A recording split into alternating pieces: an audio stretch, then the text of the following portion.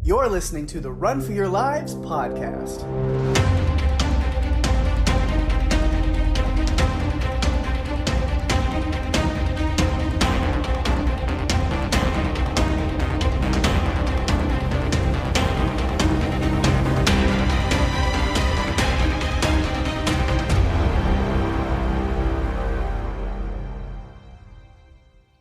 Hey everyone, welcome to the show. I'm Daphne. And I'm Pake. And this is the Run for Your Lives podcast. This episode, we are talking about the 2008 psychological thriller film, The Happening, written and directed by M. Night Shyamalan and released June 10th, 2008. Yes, you saw the title of this episode when it came out, right? You just heard me correctly. We are talking about The Happening.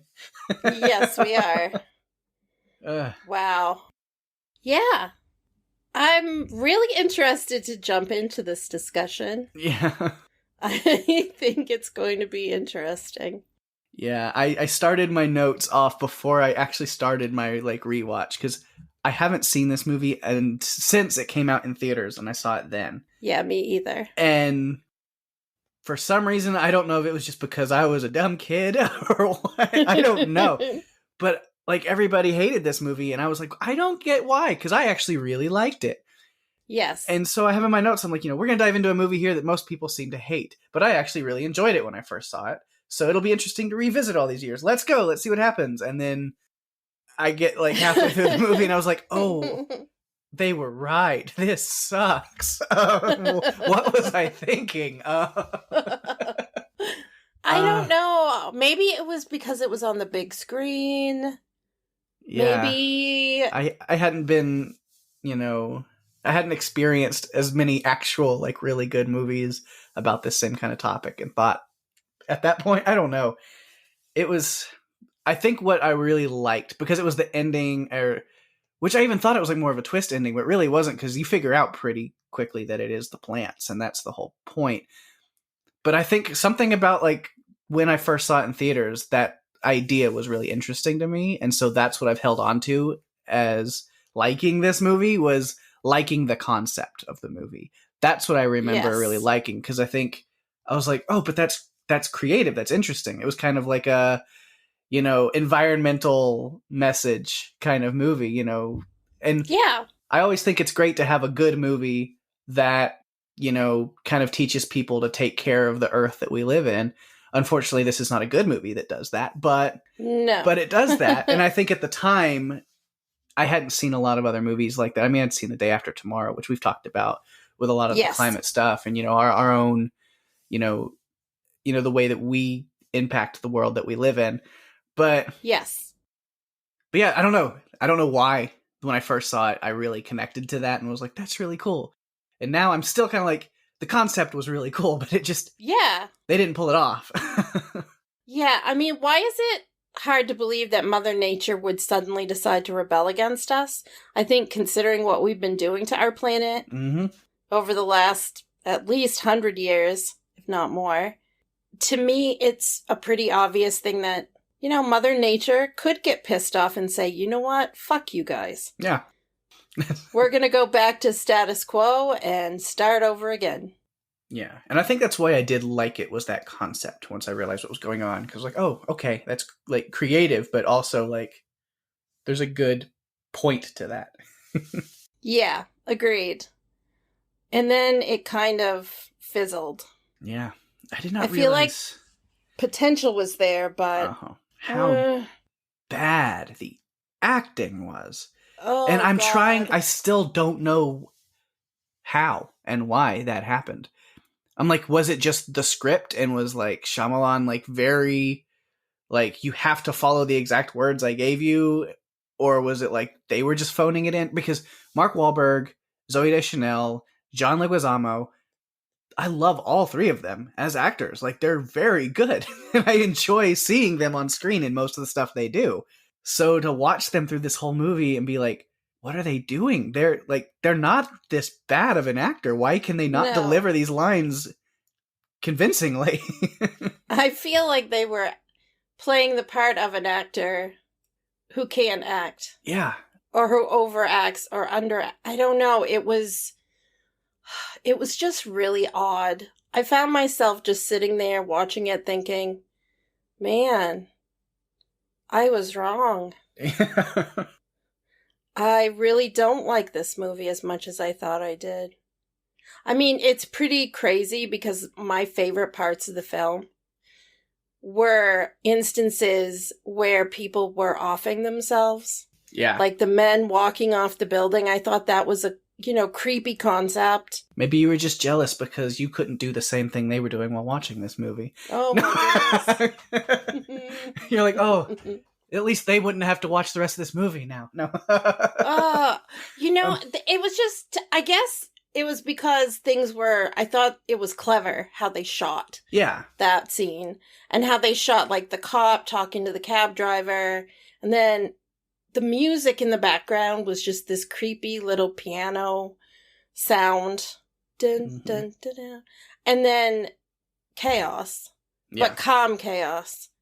And I really liked that. I held on to those things because I honestly, watching it through a lens of a podcaster, oh goodness. I'm not in any hurry to watch this again. Yeah.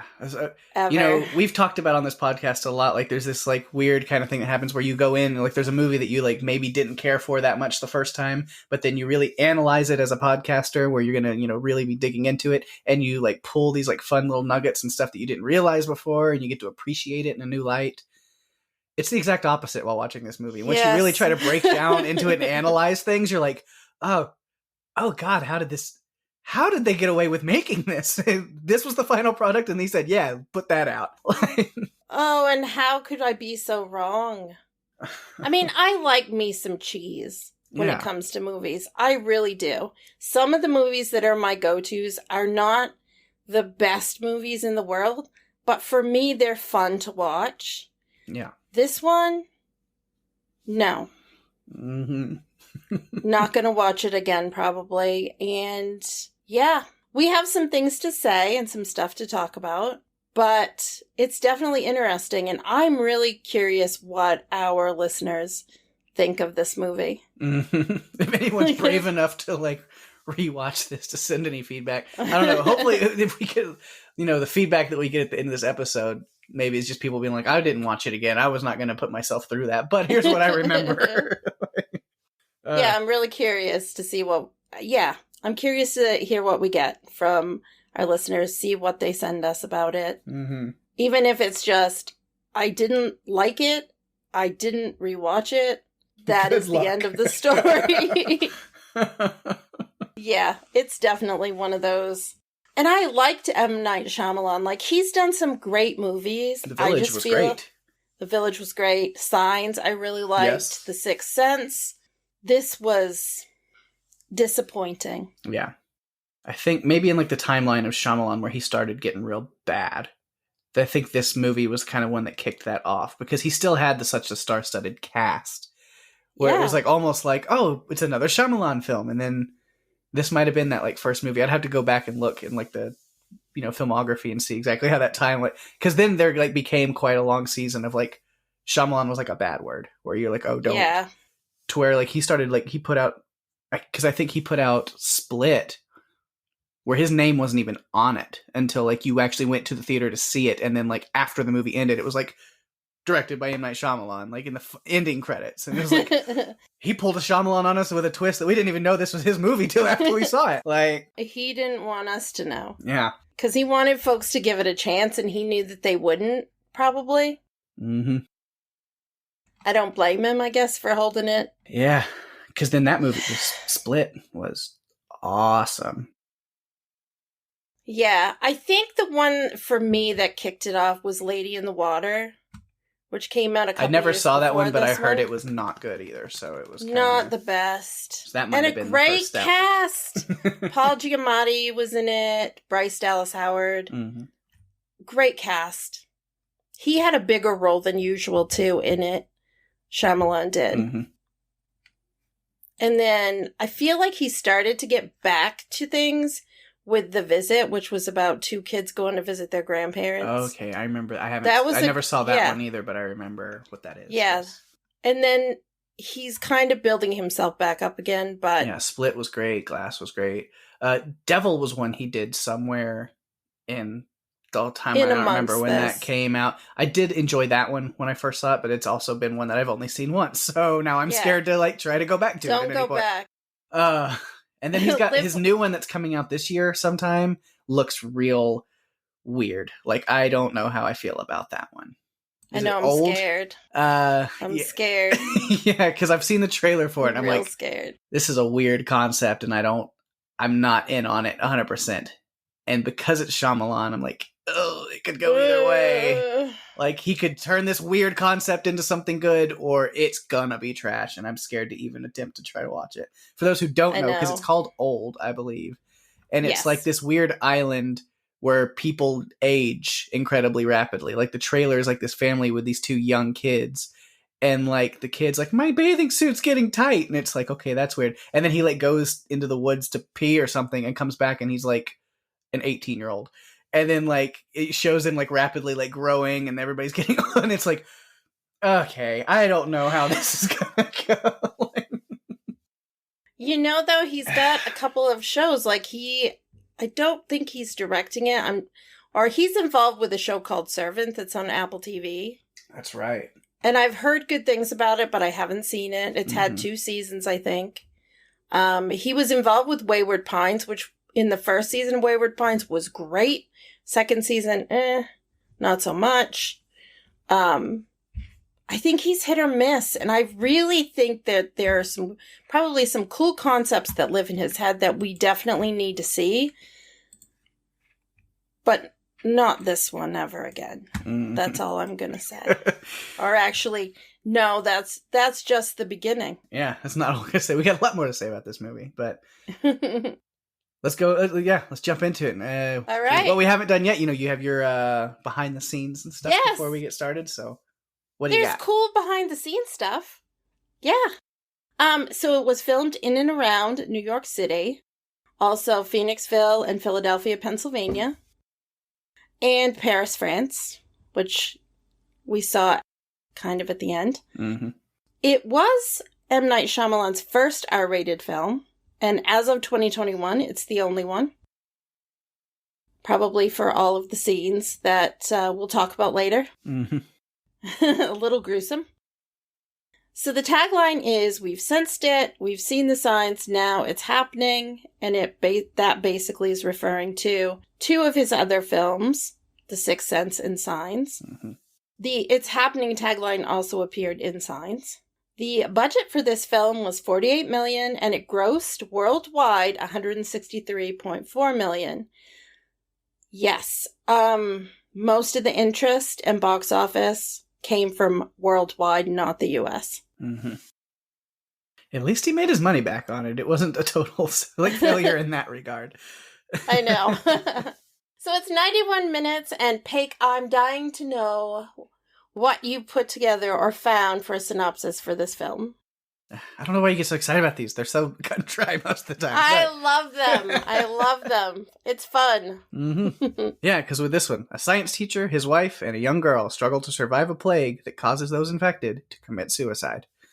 See, the concept, think about it. There is a concept here that is interesting. Yes. Directors and writers out there, please take this concept. Please create something magical so that I can erase this one from my memory. Yes. All right. It's time to jump into the movie a little bit, and we have our character format, but I'm going to be real upfront with you. I have not many notes about characters because there's really, the characters to me are all very surface level and not developed at all. And they tried this storyline with Elliot and Alma about this ooh, is she cheating on him? But then it turns out no, not really, and it actually wasn't even a big deal at all, and we just push aside and forget about it now. And they want to build up these character connections, but again, the acting was just so terrible that you couldn't connect to anything they were saying or care. So it's I I feel like already this is going to be a different type of podcast for us. Mm-hmm. And the reason I say that is because usually we have something positive that we can find with everyone. But I feel like we're going in now with this attitude of, oh my God. Yeah, this is going to be a different one where it's like, this is just going to be a podcast where we're just tearing this movie to pieces. I do have some really good things to say about it that we will get to eventually. Yeah. I do have some good things to say about it, but they're very few, unfortunately. Because then there's a whole section of my notes that's just, here's all the things that I really hated. So, yeah. It's funny that we already agree on this. It's not a secret that we both are not happy with it. Yeah.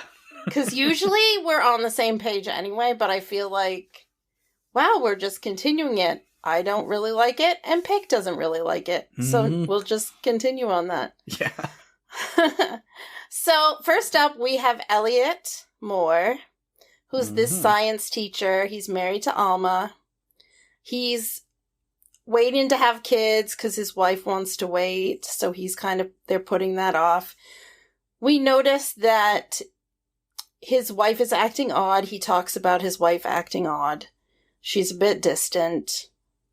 And that was pretty much the only depth that you got about who he is. Pretty much. And you kind of pick up on most of that story through just his like random conversations with other people that seem to kind of come out of nowhere. Like, I mean, his conversations with Julian make sense. They're coworkers. They've probably been both teaching at this school for a long time, and they're really close friends. So they're going to have conversations with each other about their relationships and their love lives and their personal stuff. That's going to happen. And so that I can understand, that like they can kind of pick up on like when things are wrong at home or whatever. But then he also just spills it out randomly, like to like these two kids. What was it?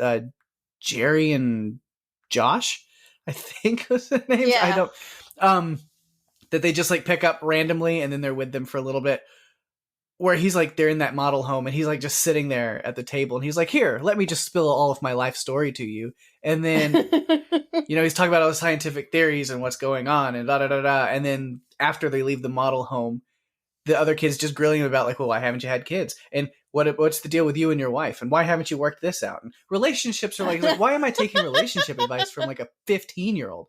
I don't know. Because those kids were probably two of the most interesting parts of this movie. And we only saw them for about 10 minutes. Yeah. Oh my gosh. It's true though. I mean, and the one thing that struck me like right from the beginning, and again, you guys know that we like to stick to this character-driven discussion. We may veer off of that today just because it's just the way it's going to go. I don't have a lot of those notes, like I said, so... Yeah. Yeah. So the one thing that hit me like right at the beginning is his conversation with Julian where he just says, why is everyone talking to me like this today about like the wedding? And here's something a friend should never tell a friend. Julian says that to Elliot, and Elliot's like, why is everyone saying this to me today? Which I'm like, no one said it to you. What are you talking about? Nobody has said anything about your wife until now. I don't know. I'm like, I'm missing something. I am missing something. Well, knowing how he is with the conversations with kids randomly, that's before we cut to his lesson plan in class. He was sitting there asking Jake or whatever, that kid wasn't 15. That he was like 23, but okay. Yeah. He was probably just sitting over there like, so what do you think I should do? The kid's like, I saw your wedding video. Your wife doesn't love you. No. No. He was having that conversation with his whole class just really. Yeah. Maybe he polls them for his relationship advice. That's what he's doing. Well, I did a little bit of digging because I was curious about this, and I found out that there was actually a deleted scene before that we didn't get to see, which wouldn't have made sense to put it at the start because the start was the start, and they needed it to be what it was. But he had this whole conversation with Alma where she spills her guts and basically says things to him, which I have written in all down in the quotes because, frankly, it was the most interesting bit of dialogue and it wasn't even in the movie. So I wrote it all down. What he said was ridiculous, so I didn't include that, but her comments were great. And it explains what's going on, why she's being so aloof and strange. Because I feel like Zooey Deschanel played it like she was... Honestly, she seemed like a bit manic, I guess, a little bit. Like she was struggling with something, like something had happened and she was struggling with something, but no one told us anything. Like we didn't have any information to know why. And if it was just the relationship stuff, I would buy that. But it was like with everything, because it would be like, so the plants are killing us. Oh no, get inside. Why? Did you not hear the entire... Have you not been here the whole movie? Like when he's like freaking out when like the wind comes through and Miss Jones kills herself and there's all this, and then he realizes they're out in that like spring house and the windows are all open and he like is talking to them through that thing and he's like, you know, close all the doors and windows. Why? You haven't been here the whole movie, have you? You're just now tuning in. I need to remind you why this is happening? You just parachuted in for this scene. Yeah. Well, we need to run. Why? It really was full of things. I mean, at some point you couldn't have... I mean, suspension of disbelief. You just couldn't take it anymore. No.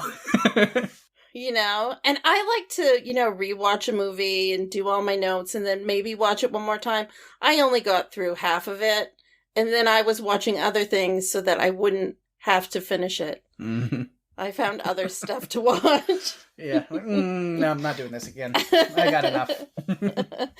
I have enough notes. I don't need to refresh my memory.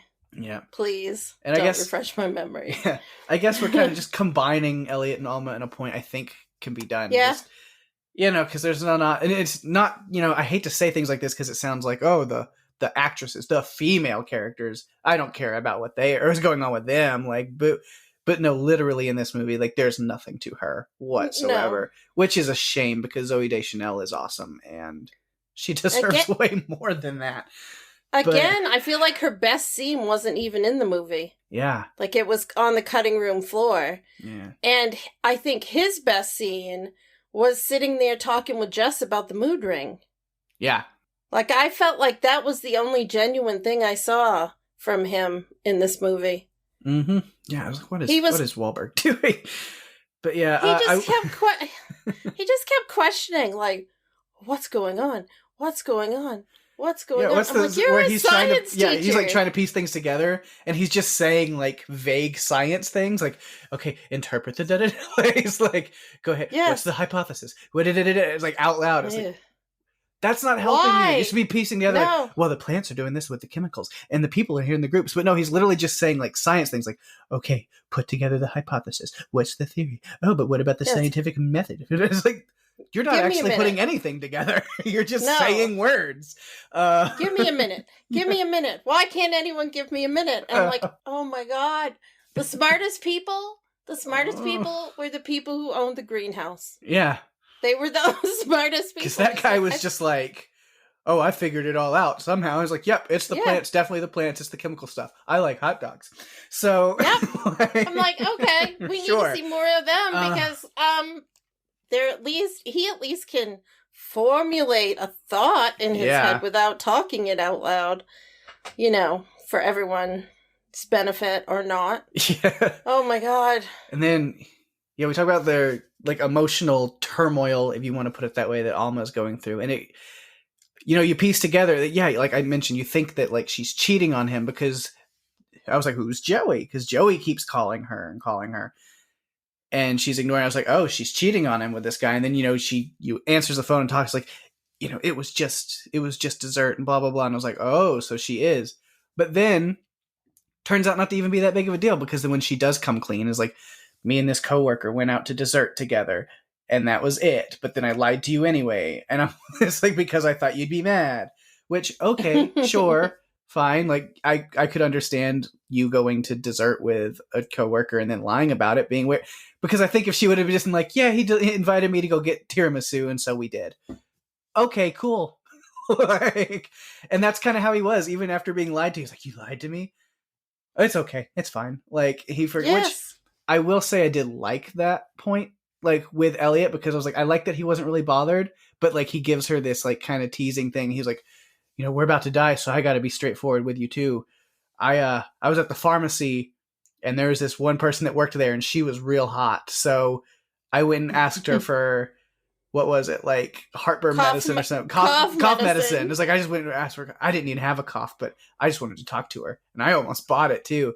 And like, you're thinking, like, is he serious? And then you realize kind of at the same time that like Alma does is like, oh, he's being a brat about this. Like, it's not a big deal. I did like that. I thought it was kind of cute. Yeah, that was kind of cute. But I wish there were more moments like that. Yeah. That would have endeared me just a bit more.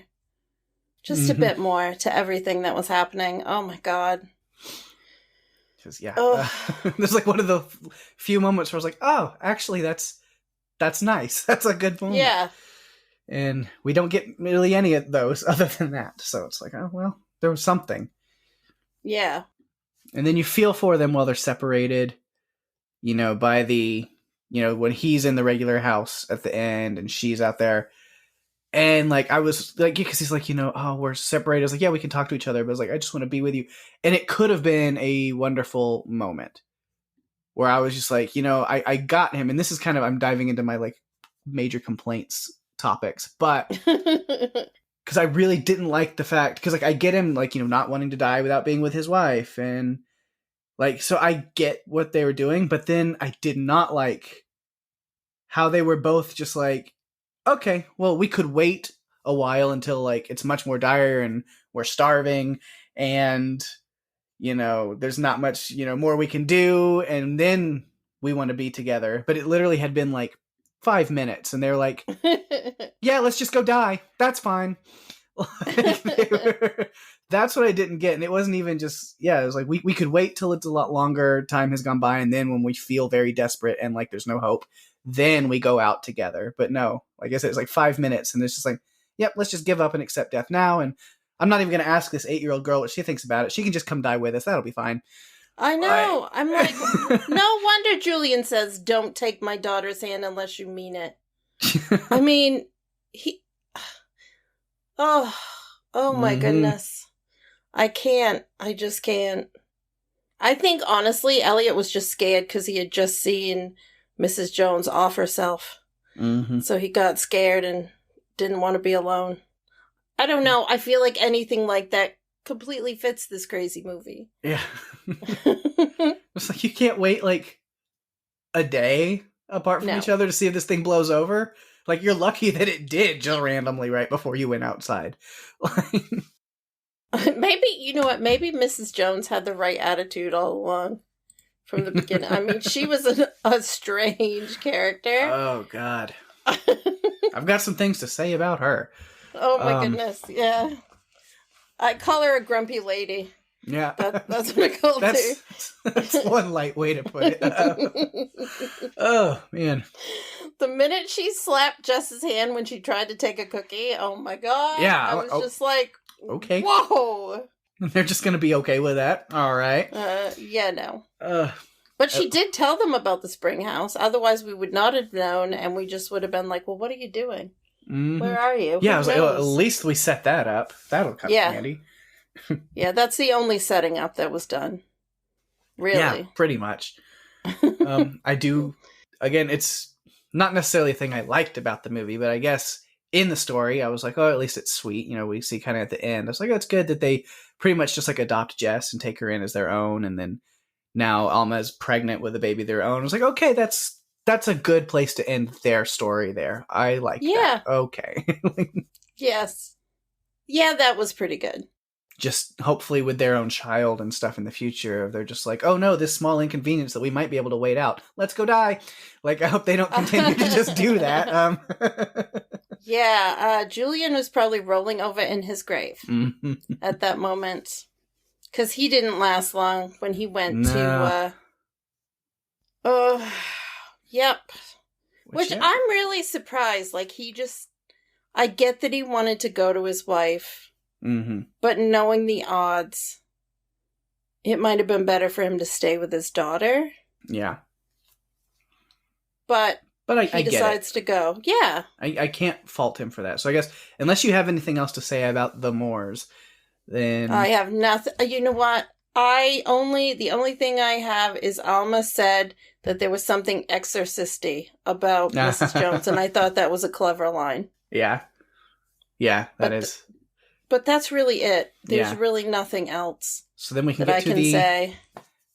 I don't know their last name. It's never said. So that family. We get Julian and his daughter, Jess. Yes. John Leguizamo. Always good to see him. Yeah. I like him a lot. He's great. Not necessarily. I mean, I said not really in this movie like, compared to other stuff he's done, but he was honestly like probably the best actor in this movie. Like he seemed to be doing a lot better of a job. Because I actually did it did hit me a little bit emotionally when he's leaving to go get his wife.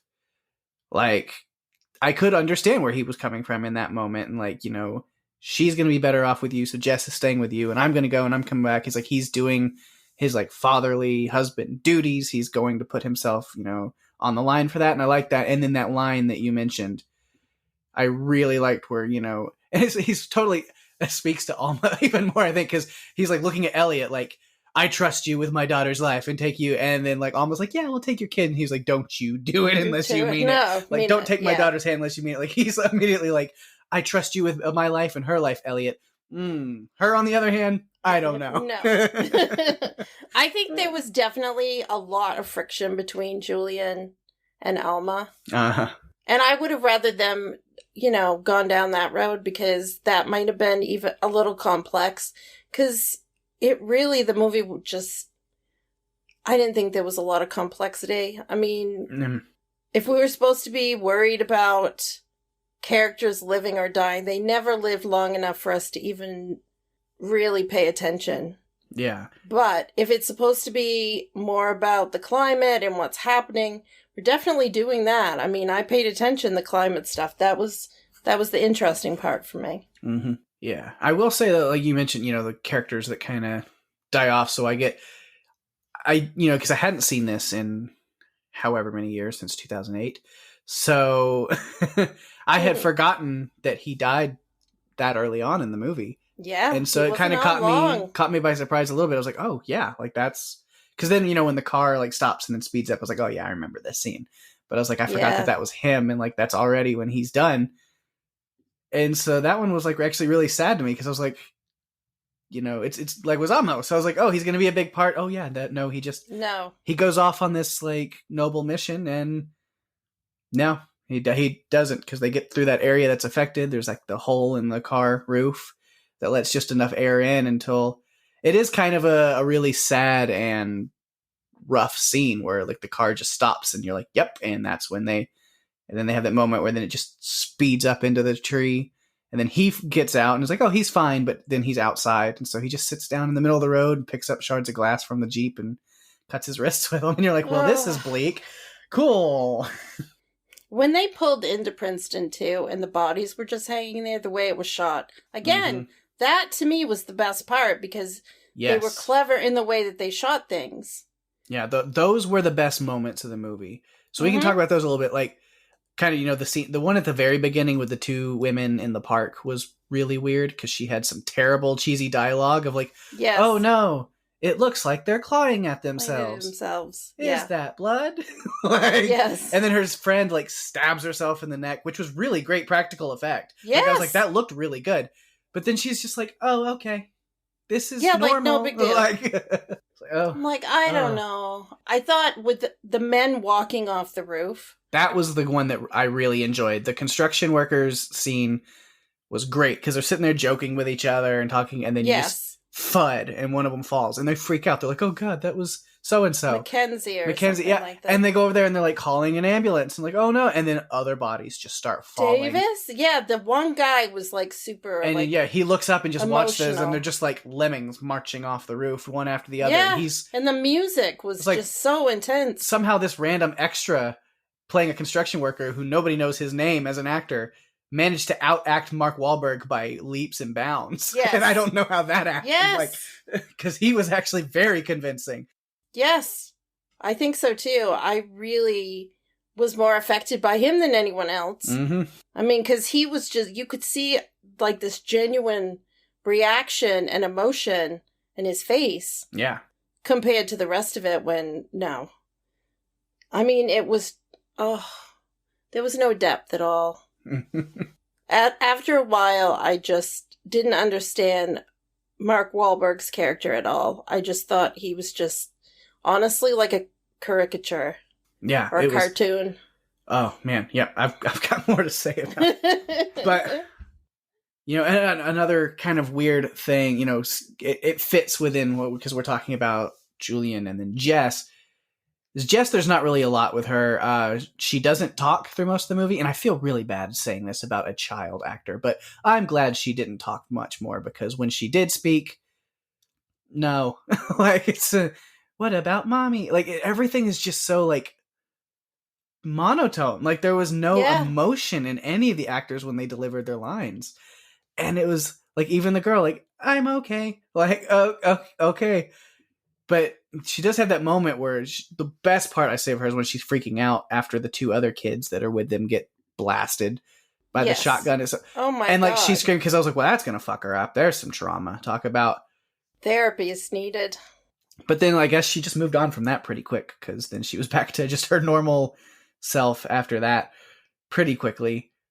But that scene did affect, like, I was like, okay, I didn't see that one coming. I've forgotten about that one, because like the whole movie I'm wondering, you know, well, this affects everybody who goes outside, and you see there's kids in these groups of people. And so I was like, I don't remember this happening. I was like, are we going to see a kid like kill themselves due to the chemical or something? But then I was like, nah, like they're not going to go that dark. They don't want to push the envelope that much. So they're not going to do that. And they didn't do that, but we do get two kids just blasted away with a shotgun, and they show everything, and it's pretty graphic there. And I was like, okay, so yeah, well, they're going to do that though. Cool. They told them to leave, and I kept sitting there staring at them thinking, why don't you listen and just go? Mm-hmm. Why are you hanging around? That is not a wise thing to do. Yeah. Man has a gun. Mm-hmm. You need to go. But nope, they just stayed there, and then they both, that was it. Mm-hmm. Bye-bye, boys. Mm-hmm. End of their story. There was one moment I did notice, too, when we don't really get any dialogue, though, from it, but I thought it was one of those moments. And it was after they were listening in on a phone call to Princeton. Yeah. And they realized that it had hit Princeton. And the likelihood is that Julian had died. Elliot goes and sits down and is upset. And Jess actually goes and sits with him, and they kind of comfort each other and cry. Yeah. Really isn't any dialogue, but it's a moment. Yeah. I did enjoy. Yeah, when they're not talking, it was a lot better. Yeah. There was that, which, that moment, I called that the crossroads kind of area, because it's literally like every road out of that area was, you know, the affected areas like a couple of miles down each of those roads, and so it was like closing in on them, and that was all these cars and people. It was like this little like camp setup of all these people, and then crossroads is what it was. Yeah, not a great place to be. Not with it all, you know, moving in on you. Yeah, not good. Yeah. We meet, though, we do get some help, though, from Mr. and Mrs. Plant. Yeah. That's what I call them, because we don't get any names. We don't get any names. In the credits, it's just nursery owner and nursery owner's wife. They were kind. They were the only ones that were kind. Everyone else left the restaurant and left them there. And so they had nobody except for the one Jeep that was going to take Julian to Princeton and this nice couple that owned the nursery. They were the only ones that they took them in, but they were the only ones. Everyone else was kind of they were likable characters and like knew what was going on, and they were smart. And then they both died off screen. Yep. Just with sounds of gunshots. And that was another just like that scene, which we talked about a little bit of like Wahlberg's weird acting in that moment. Give me a minute. But then, you know, I'm dipping back into my list of really bad stuff. During that scene, you know, as much as I thought Wahlberg's acting was really weird. I was so distracted during that scene by the little girl that was in that group. There was 2 young girls, like pre-teen age and early teenage. One of them like looked terrified, and I was like, she's doing a good job. And then the other one that was standing behind her, like hugging on to the mom or whatever, I was distracted by that kid the whole time because everybody's freaking out and Elliot's trying to figure out what to do and there's gunfire going off. And she's like sitting back there smiling, like smirking, like she's trying not to laugh. Like the actress, the young actress, this little girl who's playing was not in the scene. Like she was more like amused by what was going on and like watching everybody else acting while she was standing there not acting scared at all. And I was just, and I couldn't keep my eyes off of her because I'm just like, why is she here? They would have just been best to like try to film this and realize, oh, she can't act. She's just standing here watching other people amused. Just take her out of the scene and pretend she's like, we can't do this. But no, so now I'm having to watch this whole scene. Not that I'm missing much, but like I'm just watching her being like, why is she so happy? Why is? Well, think about it. Maybe, Peg, if we were there in the scene, we probably would have been laughing too. They wanted one person in the scene to reflect what the audience was going to feel. Oh, God. Oh, my goodness. There's no words for that. Mm-hmm. And I didn't notice it, but I'm not going to go back and watch it so I can notice it. No, I'm not going to do it. I can't. Oh, my goodness, no. Yeah. It was very distracting because I was like, she just looks like she's having a grand old time, and I don't. Not sure why, but she is. Yeah, there's gunfire. Bam, bam. Are they killing themselves? And she's like, yay! Oh God. It was weird. The only other character that I guess I really have here to talk about is Mrs. Jones. We talked about, and me and Mrs. Jones. No, but I was like, what the fuck is with this lady? Like, she's so weird. She's like, well, I guess you have to have dinner here. I'm not going to ask you twice. You don't have a choice. And I guess you have to sleep in my house now. But don't touch anything. And you're definitely trying to kill me. And you're going to steal everything. And don't you dare. Slaps Jess's hand. Don't touch anything that doesn't belong to you. Even though you've been sitting here eating dinner at this table already this whole time. So here's a cookie. Like, crazy much? Like, I don't. When Elliot goes into her room to talk to her, and he just walks in, even though you can see that's a doll on the bed. He walks in and he's I was almost expecting him to be like, Mrs. Jones, you look different. Like, he seems that oblivious. Oh, goodness. You know what? I'm thinking, MST3K has done a lot of riffing on some newer movies or some not old school movies. Boy, there has got to be a riff tracks of this one. There's got to be a riff tracks for this one because I feel like we have to watch it after this. It's the only way I'm going to watch this movie again is with them talking about it the whole time. Yes, have to. Yeah, that creepy doll and him. Yeah, going in the room and then she didn't last long. Giving this weird, like, you have to leave, and I'm angry, but also confused. Like, how dare you check in on me? I'm so mad about it. And we never even get to learn, like, why she's so fucking creepy and wackadoo. Like, we don't even know. She just goes out in the garden after yelling at them to leave, and then she gets affected and kills herself, like, smashing her head through the windows, making him have to leave that room. But, man, the whole thing with Miss Jones was weird. And that was the worst acting moment from Mark Wahlberg in this movie. The one that I have, the absolute worst one that I literally busted out laughing after he delivers this line is whenever they're whispering about, like, this lady's creepy. After she has that, like, exorcist-y line that you mentioned.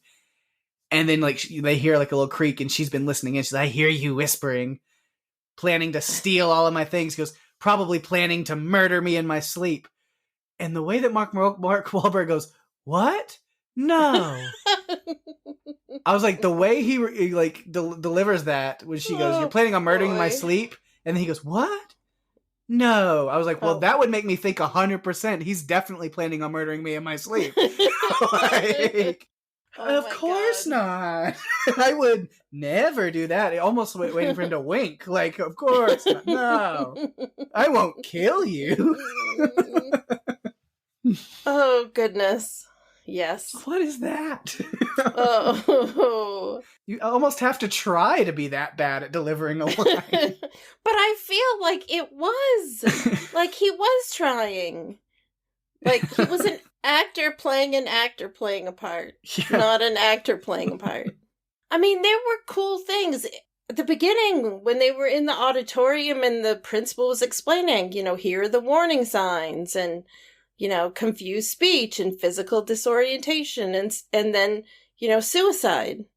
There were these cool, the potential was there. Yeah.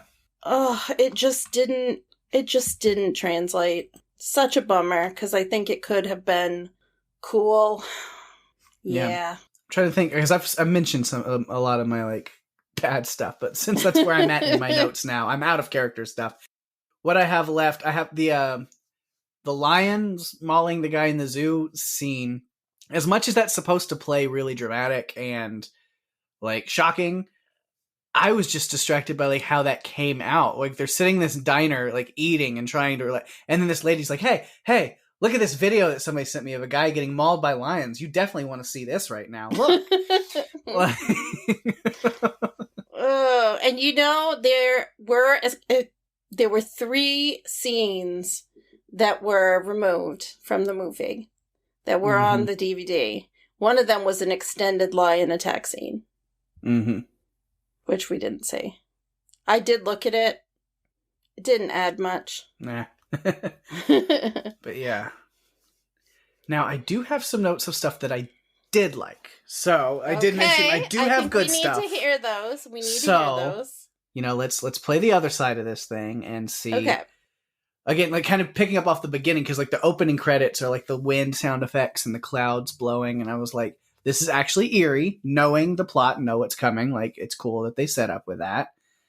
We talked about the construction worker scene I actually really liked. And then the idea, the concept of the toxin itself, that this chemical that the plants are releasing is actually really cool, that it affects the brain. And I did like that we get like the scientist on TV, like explaining how that works, where it rewires your brain. It kind of sets off this like, and that's what I really liked the most, was when she explains it as, your body has a natural instinct to not want to hurt itself. So like, you have like automatic responses to things that like keep you from doing that. That's kind of the same thing. You've heard that like things like your finger, the bones in your finger are about as strong as a carrot. You could bite through your finger like a carrot. But if you actually tried to do that, your body's not going to let you do it. Mentally, it's going to stop you. Right. And so it's kind of that similar thing. And so I did like then that this chemical like turns those things off and blocks them and reverses them. And the way that they visually show that it is reversing that process in somebody's brain is by reversing other things. Like I said, your brain is wired, instead of survive, you're compelled now to die. And so instead of naturally walking forwards and like, it would show it by people starting to like walk backwards and do things backwards. And it was a visual representation of those like wires being crossed in their brain and making them do the opposite of what your body is wired to do. I thought that was actually really clever and creative way to show that people had been affected. Yeah. So that is something I will give props to, is the walking backwards thing, because it looked a little goofy at first, but then when you get that scientific explanation, like, oh, it's a cool visual representation of the body compelling itself to do the opposite of what you're supposed to do. Yeah. I also liked one other part, and I can't remember who told it, other than it might have been Mr. Plant, that they just explained that the toxin told the story of red tide and the toxin, and it said plants have to evolve their chemistry because they can't pick up and move. So that makes sense if you think about it. Yeah. Except I'm reading like a book series right now from my like favorite author, M.R. Carey, and it's the like Coley series, and it takes place in like a post-apocalyptic future where plants actually have developed the ability to kind of like move and oh my goodness, because like there's like where it's like they stay away from the forests and stuff because the trees have learned to like migrate and move around a little bit, and they like can attack people, and like trees basically eat people. Like it'll like grab you with its branches and stuff, and then just like smother you and smash you into the ground, and then absorb you through its roots. Like it's this really like and carnivore trees. Yeah, so like I have like this like kind of thing because I'm like watching this movie, being like the trees can't move, and then I'm like reading that book today a little bit more, and it's just like, oh, but now they're doing the exact opposite of this movie I watched last night, where the plants can move and they're taking the world back. So it's like the opposite, which is a weird tangent, but it made me think. It was like when you said that, I was like, it's funny that I'm actually reading like a book series right now where the opposite is true, where plants, it's the same thing of the plants have kind of taken the world back, but they have better means of doing it. Like as far as like, instead of just killing everybody, like learning how to turn the human population into a food source. Yeah. I think it sounds like in that book, they really did a good job of that. Mm-hmm. Yeah. Oh my goodness. Yeah. Do we have anything else? I don't know. The very end of the movie I thought was fine. You know, where you pick up in Paris and an event is happening again, because that same scientist that you mentioned that brings up the, like the red tide stuff was even saying like, I think this was like a trial run basically, and to see how it works, and it worked really well for the plants. Yeah. So maybe they're going to start doing it again. Yeah. And then you see that elsewhere on the other side of the world, like it's happening again. Yeah, I think the interesting thing, too, to point out is this was over a 24-hour period. Mm-hmm. This wasn't 3 or 4 days. This was like 24 hours. Yeah. That was it. It's crazy to think about it. Because the movie seemed to be a lot longer.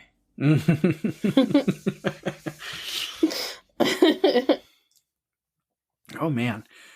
Well, do you have any other notes? I think this is going to be a short one today, but there's... I think so, too. I do not have any other notes other than my production notes and other tidbits. Uh-huh. And that's it. All right. Well, I'm out of my notes, so I think you can go ahead and dive into those. All right. That sounds good. Well, as I mentioned, there were 3 deleted scenes. And one was this opening argument between Elliot and Alma, which to me showed actual more character depth on her part, not on him. Because he just kept saying, what? Why? And it basically was talking about them each seeing things differently when they're looking at the same thing. It was removed because they thought, well, you learn all these things about them along the way, which you do, but I would have rather had it at the beginning. It might have helped a little bit more. And I'll read the quote when we get to our quote section. There was also an extended lion attack scene. It basically showed the end, like after his arms had been ripped off, and the lion is just kind of chewing his neck. And a really creepy piano recital scene. And the little girl finishes playing the piano, and I'm thinking, oh, please don't. Don't have the little girl do something. No, she was fine. It was this other guy that was playing the violin. The window was open. You see the curtain moving. And he actually takes the bow of the violin. Oh, wow. And puts it down in his mouth all the way down. Like a sword swallower. Yeah. Very interesting. Yeah. Yeah, that was interesting. So those were the 3 scenes. And M. Night Shyamalan originally submitted this to studios with the title The Green Effect, and he got no interest in it. He rewrote it based on ideas and notes from the studio meetings that he had, and the result was The Happening. And he was trying to create this paranoia movie event, basically. Like the movies of the 50s and 60s, like The Birds. Which I can kind of see the paranoia. Yeah. I can see that. He wrote the film with Wahlberg in mind for the lead role. Although Wahlberg has admitted that he regrets doing the film. Well, maybe if he would have tried a little bit better and acted better, he wouldn't regret it as much. Because he was one of the problems with the film. Yeah. Amy Adams was offered the role for Alma, but declined. Good for her. Good for her. The film was shot in sequence, and as of 2019 was the shortest film, by Shyamalan. He often appears as a character in each of his movies, but this is the first one that he didn't appear on screen. He was the voice of Joey, the man on the phone that Alma was kind of having tiramisu with. Mm-hmm. At the end, we see Jess wearing an Avatar: The Last Airbender backpack, which was M. Night Shyamalan's next movie, which also didn't do very well. Oh, no. That it didn't do very well is such an understatement for... How about slaughtered everything that was good about a beloved series that should have made a good movie and then did everything wrong? Oh, no. I like The Last Airbender cartoon series. I haven't watched the whole thing, but I think I watched the first 2 seasons of it and really liked it. I just never finished it. But I knew enough, I knew everything that was going to be in the movie because it covers the first season. And then just everything that was good about it. He I don't even, that's a whole other thing. I can get into how bad that movie was. Because the poor boy that played Aang, not Ong as they called him in that movie for some godforsaken reason. But the boy, I don't think he really had much of a career after that. And I think he was a pretty decent child actor, but he ruined this kid's career at a young age with that movie. And that's terrible. Well, the little girl who played Jess hasn't been in anything since this movie. So, yeah. Not good. This was not well received by critics or fans. However, over time, it's received some positive feedback when they look at it as a B-movie classic. And horror writer Stephen King actually was a fan of the movie, and I'm thinking, yeah, that kind of doesn't surprise me. King likes a lot of interesting stuff. He does. And I think he would like the concept because it's kind of something he might do. Mm-hmm. Please, Stephen King, do it. Write it. I'd like to see what you would do with it. I know he doesn't like the Kubrick adaptation of The Shining. No, he does not. And yet that one's revered as an incredible classic movie, and I actually really loved it. So me too. So I love Stephen King as a writer, love his books, but I don't know, his his commentary on movies and what he likes, I don't know. I love King. I respect King. The way what he says about films, I take with a lot of salt, not just a grain, because I don't know what he's looking for when he goes into movies. Yeah, he may look at things a little bit different too. He may be looking more at conceptually, what something is, because we've agreed the concept was good. It just didn't go anywhere.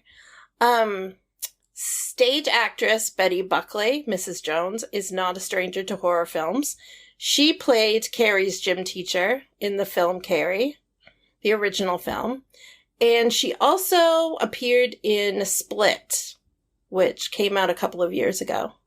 So she's been in a couple of his movies, M. Night Shyamalan's movies. And the last thing I have, kind of a cool cameo. You didn't see him much, but Brian O'Halloran, who's best known for playing Dante Hicks in Kevin Smith's Clerks and Clerks 2 films, plays the driver of the car Julian rides in when he goes to Princeton to look for his wife. Interesting. Yeah. Dante, I'm not even supposed to be here today when he goes into work on the day he's not supposed to be there in Clerks. Mm-hmm. That's basically all I have. All right. So we've got quotes. Oh, goodness. Do have a few. You do? Mm-hmm. All right. We already used one of mine because I talked about don't take my daughter's hand unless you mean it, which is something Julian said. And then Alma's, most of mine are Alma, I guess, because she did have some dialogue that was okay. Mm-hmm. It makes you kill yourself. Just when you thought there couldn't be any more evil that could be invented. Okay. And then she said, can you believe how crappy people are when they're abandoned basically outside the restaurant? Yeah. And then this is a little monologue. This is what happened in the scene that was deleted. And this is what she says to Elliot when he's just basically saying, what? Why? Back to her. As he does. Ignore that. But what she says I thought was more interesting. She said, "Can I tell you something you should never tell your spouse? The reason I'm scared to have kids, Elliot, is all I see when I look at the world is crap. How am I supposed to bring a kid into the world feeling like that? I knew when I met the right guy, he would make me feel safe to have that kid. He would change the way I see things. On our wedding day, when I walked down the aisle and I saw you waiting, I knew you weren't the guy to make me feel safe to change the way I see things. The reason you're a good teacher is because you're a kid. The kids relate to you that way. But suppose we had a child and something went wrong. How would you handle it? I just don't believe in a big moment that you'll step up. You're a kid." So she looks at him as I don't even know if it's immature or if he just looks at the world in a more childlike way. I'm not entirely sure. Yeah. But for me, the way she delivered it in the scene, in watching the deleted scene, I was like, oh, it's a shame they couldn't have put this in because it made me relate to her just a little bit more. Yeah, and I think, you mentioned this was deleted from being like at the beginning of the movie, which if it was there would have made a lot of things make more sense, because we talked about earlier with Julian saying, something that a friend should never, and he goes, why do people keep telling me that? Well, that's where that would have come from then, is because she starts that with, can I tell you something you should never tell your spouse? Okay, so that's what that reference was. They left that part in, even though now we had no context of why he said, why do people keep saying this? Well, other than because it was another ridiculous line by Mark Wahlberg that wasn't connected to anything. Yeah. And then, her saying you relate with you're a good teacher and you relate with your students because you're a kid. We see that when he's like talking to the one kid, which is kind of weird because he's kind of like flirting with this kid. Like, you have a beautiful face. You're a heartthrob. Okay, don't tell your like 15-year-old kid that over and over. It's a little weird. But but then like the vice principal comes in and he like, oh, what does he go, like the dark one, and like turns off the lights, is trying to hide from her. Yes. And it's kind of fun, but then like you don't really see that side of him anymore. No. Through the rest of the movie. You don't.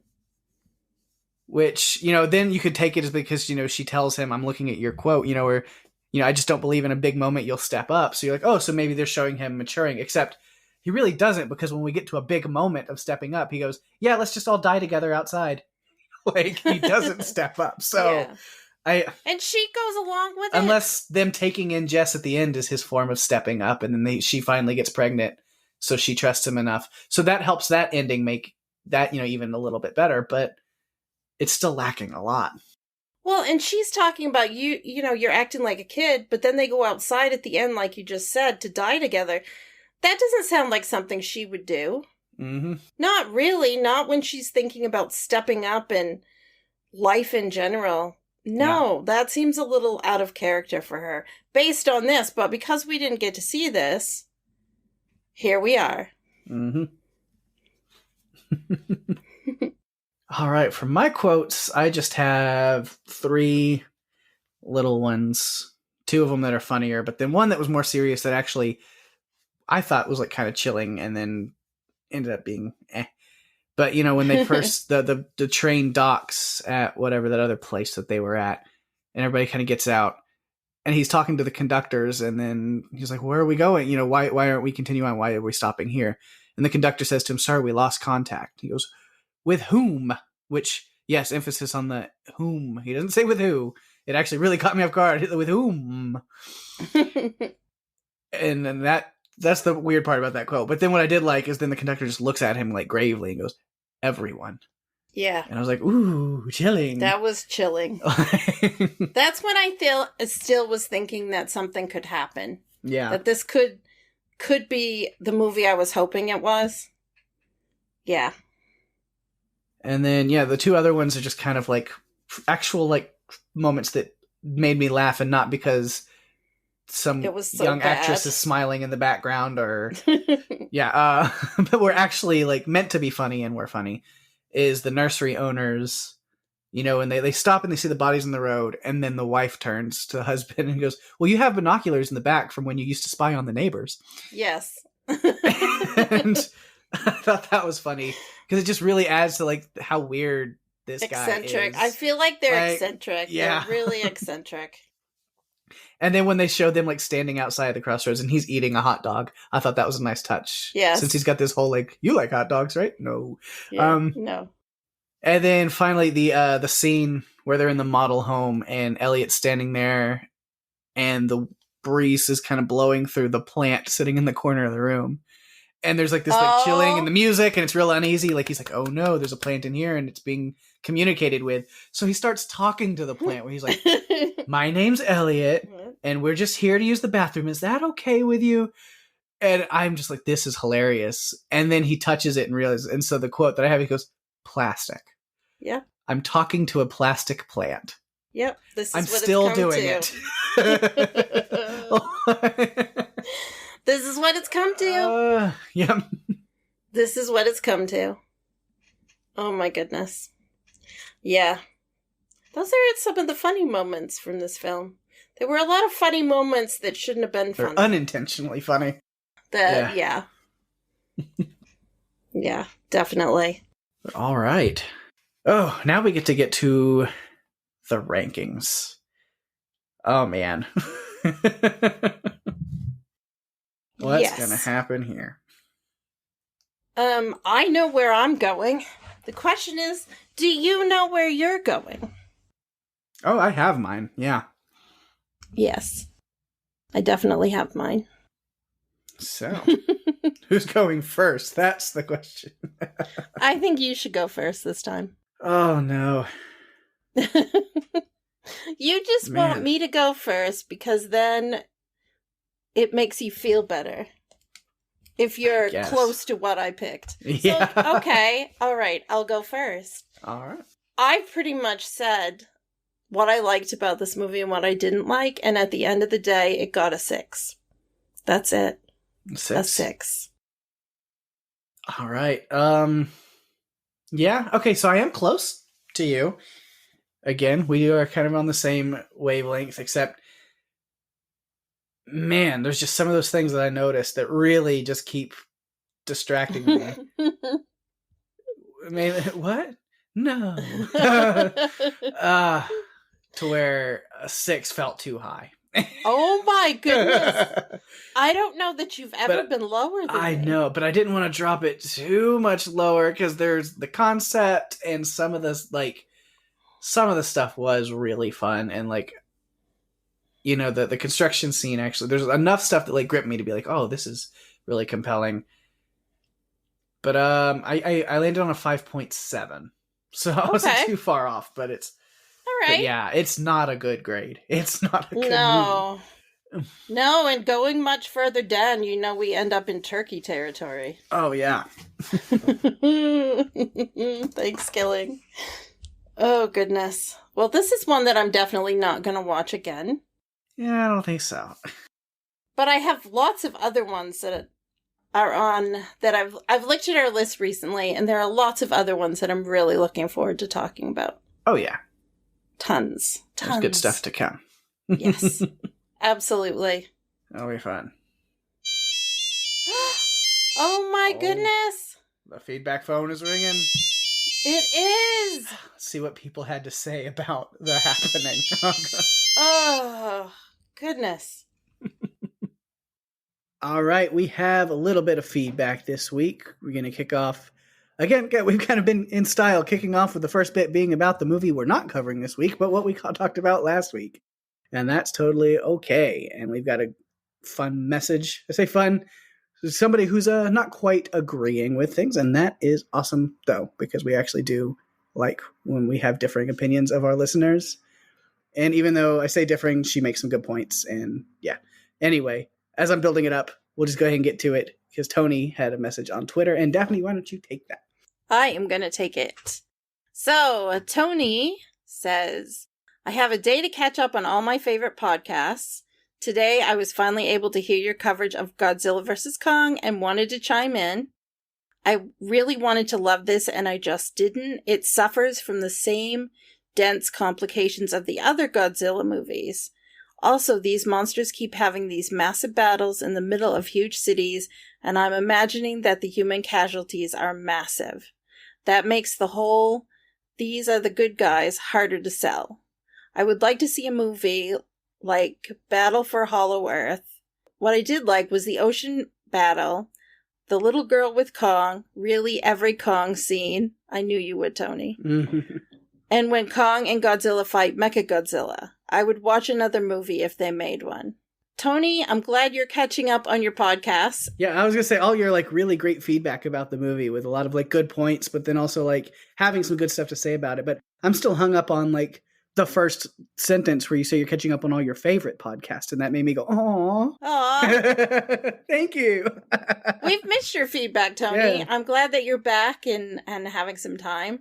I know sometimes we all get busy and can't catch up on our podcasts as much as we want to. And I'm eternally like a week or two behind on everything I listen to. It's kind of just how it is. Yeah, me too. I'm still, even on my top podcasts, I'm a little bit behind. Yeah. We have a little message from our good friend, and I mean it, great friend, Rima. And she just has a little, on our post on Facebook, we said, let's jump into the bizarre things that happened in The Happening. And so she just had to say, Mark Wahlberg's performance was also bizarre. And agreed. Yes, Rima. 100%. Yes. We've mentioned that a lot this episode. Yes, I don't know what he was doing. It was like Mark Wahlberg playing a part. It was disconnected. It was just not, so weird. So strange. This movie, it used to be one of my go-tos for something to have on in the background. It no longer is, and I'll probably never watch it again. Oh man, this was interesting. Yeah, no. I don't think that I'm going to watch it again. I think that was it. That's the end of my adoring The Happening. It's just not going to happen again. It's not happening. No, it's not happening for The Happening. Like, it's just not. All right. And then we round out our feedback, as we always should, with a voicemail live Steving, perhaps, from our good friend Steve Brown. Yeah, I'm interested to hear what Steve has to say about The Happening. Let's go. Hey, Pake and Daphne and Pake. I can't remember who I listed first last week. I'm about to start watching The Happening. I haven't watched it in a while, so this is going to be an interesting live Steve. Totally forgot that new girl Zoe Deschanel was in this, and John Leguizamo. I said it right. How do you say his name? Shyamalan, Shablamalong, Ding Dong. I don't know. Okay, there's a bunch I don't remember about this movie, so... Are there different types of bees? Like, are honeybees like a specific type of bee? That's Cameron from Ferris Bueller. Yeah. Zoe Deschanel's eyes are huge. Like, they're ginormous. Are they going to Harrisburg? What a quinky dink. Wait, Mark Wahlberg just called her Jess. Is that her name, or is her name Alma? And by the way, once again, her freaking eyes are ginormous. Huge. I put on a mood ring once. It turned instantly black. I was in the presence of my ex and her new boyfriend, so that's probably why. Okay, John Leguizamo's daughter is named Jess, so maybe that's who Mark Wahlberg was talking to when he said Jess. I was confused, though.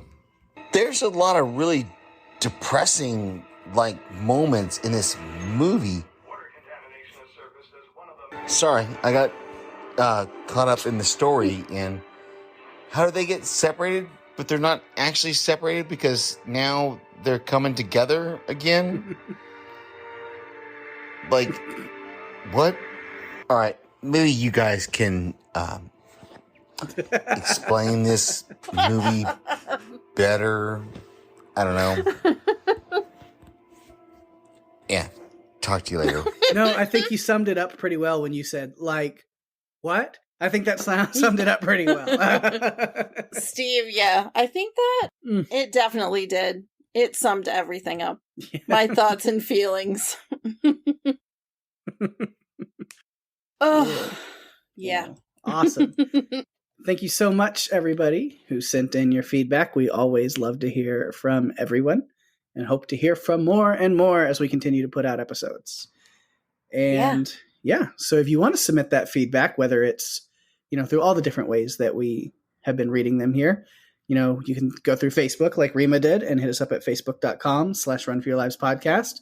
You can email us and send us voicemails that way as well, like Steve did at runforyourlivespodcast@gmail.com.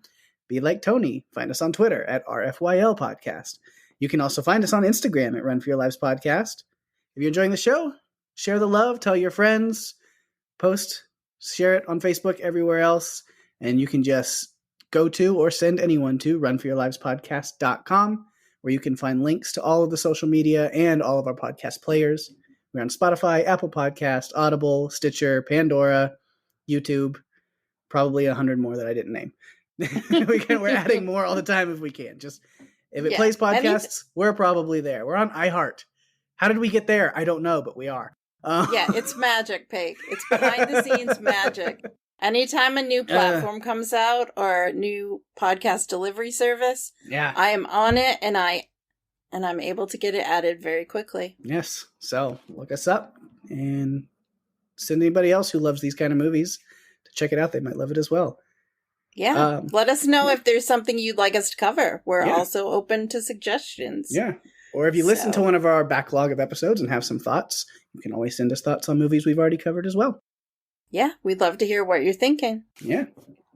So I'll go ahead and give a couple of shout outs for things that are going on in our little podcast universe around us. Strange Indeed, still on hiatus. Still on hiatus for now. But there might be something cooking up. I'm not going to say much, but there might be something fun cooking up for Rima, myself, and Daphne sometime soon. So we'll keep you posted. You can check out Mark and Jamie over on Panels to Pixels right now as they are covering Invincible. The season finale is tonight, yesterday actually, dropped on Thursday on most places. Yeah. So they should be covering that within this week. They've been covering that and having a lot of fun with that. It's been awesome, the podcast and the show. It's love me some Invincible. Yeah, and it's got renewed for 2 more seasons, I think. So I know. I thought that was incredible. Awesome. I have not watched it yet, but I'm really excited to because I want to listen to Mark and Jamie. This is Jamie's first podcast, so I'm excited for her to jump in and have a fun discussion. So if you're a fan of Amazon Prime's Invincible, check out Panels to Pixels and TV Podcast Industries with our good friend Derek. He is covering that over there as well. Yeah. Then the Walking Dead cast with our friend Jason. And Lucy's not a big fan of Fear the Walking Dead, so she was on the last one, but she's kind of hopping in and out. Jason's kind of rotating cast members on different things for episodes of Fear the Walking Dead. But if you're a fan of Fear the Walking Dead, it is currently running, and you can check out the Walking Dead cast, and they are covering that. Next week's episode might have somebody familiar on that one. Just maybe. Maybe. Someone you're familiar with. Had to see. But, and then House Podcastica, also on the Podcastica network, is up and running again. And Daphne, why don't you tell them what's going on there? Ooh, well, myself, Jason, and Wendy have been tackling The Handmaid's Tale. We did a recap episode from seasons 1 and 2 and 3. And our super long 3-hour podcast about the first 3 episodes that dropped on Wednesday was released yesterday, so it is out there. Go ahead and give it a listen. Yeah. Check out The Handmaid's Tale. Season 4 is out now, and House Podcastica with Daphne right here, and Jason will be covering that. Be great. It's fun. I have not listened yet because I need to catch up on the show, but I will soon. You got to add that to your list. Move it up to the top. Got so many things to watch. Man, the list just grows and grows and grows, but I get around to it eventually. You do. Yes. And speaking of what's coming up on podcasts next week and soon, Daphne, what is going on next week right here on Run For Your Lives? Next week, we're discussing the 2019 Chinese science fiction action film, The Wandering Earth. What do you do when the sun starts rebelling against your planet? you move it. Nice. Yeah. We have a really good discussion on this one, so yeah, it's a lot of fun. I'm excited to get feedback from anyone who watches it because it was a really interesting movie. Yes, it is on Netflix. It's on Netflix for anybody who's wondering, and I promise you it's a lot more fun to watch than The Happening. So absolutely. So much more fun. Yeah. It was definitely an interesting movie and complicated at times. So I'm really looking forward to that episode getting out. I'm always looking forward to our episodes. Whenever we release them, I'm always excited to get them out in the universe and get feedback from everyone on the movies and the podcast and everything. So yeah, always got fun stuff going on. Always. And we have reached the end of another fun episode, even though this movie was a bit of a disaster or a dumpster fire. Not in the good way. Like. No, definitely not. Disaster of a movie, not just a disaster movie. Yeah, not great. Not a great one. Mm-mm. Thanks for listening, everyone. Oh, scratch that. Thanks, everyone, for listening. I am Daphne. And I'm Pake. And if you have to run from the wind that indicates the grass, trees, and flowers are releasing a toxin that's going to kill you, you'd better run for your lives. Bye-bye.